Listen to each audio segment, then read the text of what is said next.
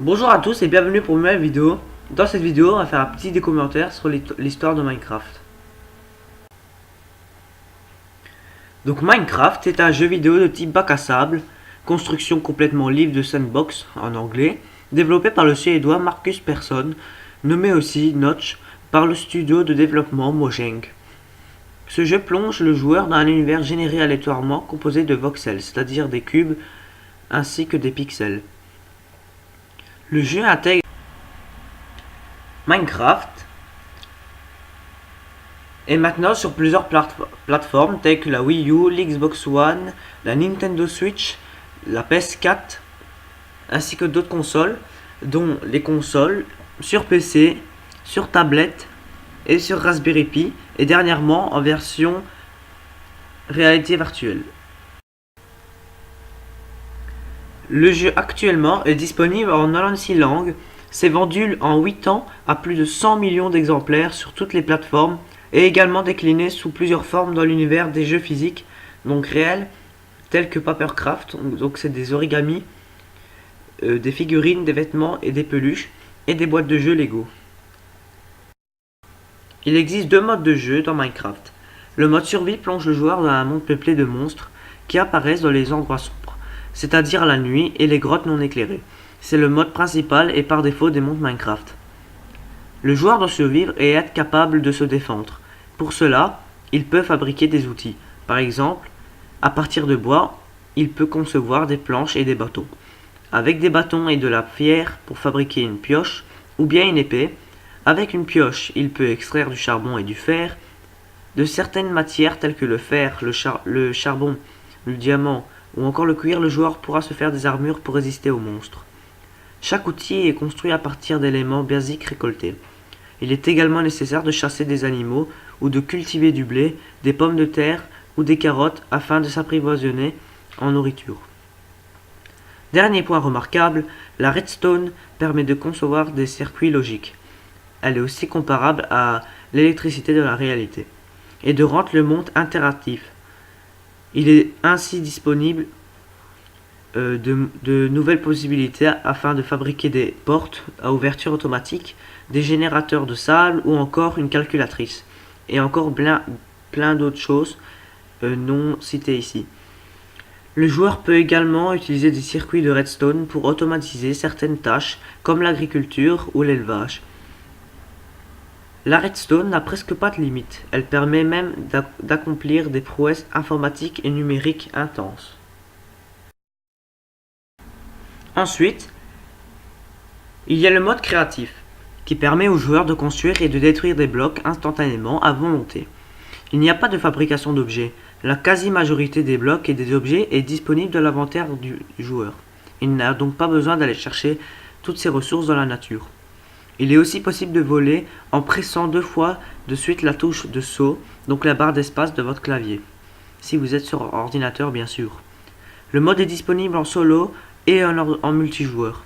A l'origine, les cartes étaient plus petites et moins diversifiées que celles du mode survie. Il s'agit du premier mode de jeu gratuit disponible à l'origine. Il a été supprimé du jeu lors de la nouvelle version Survival Test. À partir de la version 1.8 bêta de Minecraft, comme ici présent sur la vidéo, ce mode est réintroduit sous forme de mode de jeu appelé mode créatif en plus du mode survie. Ici sur la vidéo, c'est le mode survie. Cependant, dans cette version, les cartes générées en mode créatif sont aussi riches et variées que celles de l'autre mode de jeu, c'est-à-dire le mode survie. En mode créatif, les monstres et autres dangers ne blessent pas le joueur. Il est donc invincible, il ne peut pas mourir. Sauf s'il utilise une commande ou tombe dans le vide sous la couche 0 d'une carte sous l'obsidienne ou bedrock. Ce mode de jeu peut être choisi lors de la création d'un monde ou par une commande.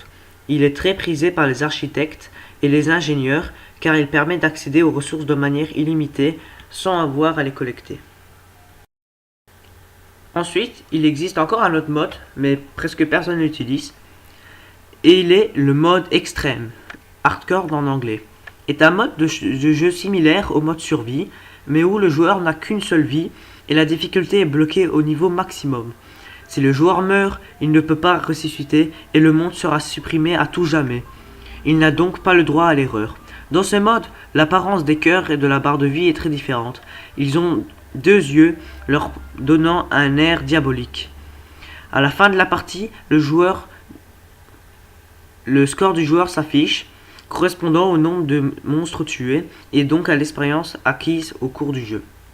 À partir de la nouvelle version définitive du jeu 1.0.0, il est inspiré d'une série d'articles sur le site PC Gamer, où l'auteur s'était fixé comme règle de supprimer son monde à la première mort du personnage, tout en allant le plus loin possible. Ensuite, il y a encore un autre mode dérivé du mode survie, c'est le mode aventure. Apparu dans la nouvelle version de développement 12W2222A, donc c'est la 1.3.1, est un mode de jeu similaire au mode survie, mais où il est impossible par défaut de placer ou détruire des blocs. Pour survivre, il doit donc commercer avec les villageois en utilisant des émeraudes, comme monnaie d'échange, et prendre ce qu'il y a dans les coffres des donjons, des mines abandonnées et des forges. Entre les versions 1.4.2 et 1.8, le joueur peut utiliser des outils, mais uniquement ceux appropriés dans certaines situations. L'épée contre les monstres, la pioche pour les minerais et les roches, la hache pour le bois, et depuis la version 1.8 ici présente, les joueurs peuvent détruire les blocs avec l'outil inapproprié, seulement si ce dernier a été modifié par une commande. Les commandes, parlons-en un peu. Les commandes sont issues d'un bloc orange dans le pack de textures par défaut, où il est possible de marquer des phrases contenant des chiffres ainsi que des mots codés. Malheureusement, il n'est disponible que dans le mode créatif, mais il n'est pas dans l'inventaire. Il faut l'obtenir encore avec une commande en faisant la touche slash de son ordinateur. Le 19 janvier 2016, Mojang annonce le développement d'une nouvelle mouture de jeu. Destiné aux écoles, il est appelé Minecraft Education Edition. Cette version, prévue pour l'été 2016, donnera des outils de contrôle de Minecraft aux professeurs. Une version pédagogique de Minecraft avait déjà été développée par le studio Teacher Gaming, Minecraft et EDU, et était utilisée dans près de 40 pays différents et été rachetée par Microsoft avec l'annonce du jeu. Les professeurs pourront télécharger ou téléverser des cartes préfaites sur le site officiel. Le jeu sera payable par abonnement mutuel et annuel.